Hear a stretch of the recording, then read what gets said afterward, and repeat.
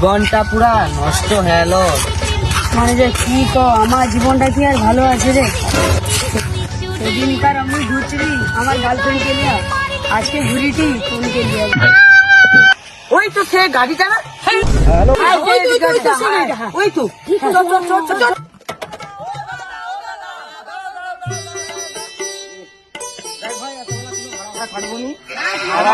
তোমার জন্য আমাকে জীবন নষ্ট হয়েছে। কেন রে ভাই? আমি দাদা শুনো কথাটা শুনো। হ্যাঁ বলো।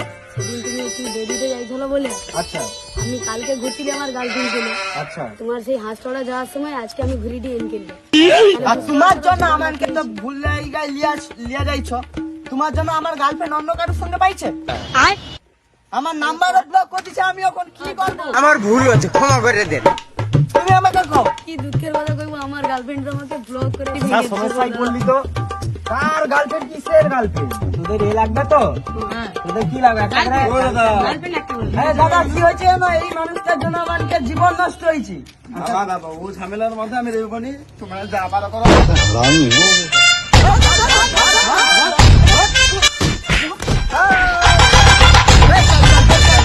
অনেক মার খাইছে।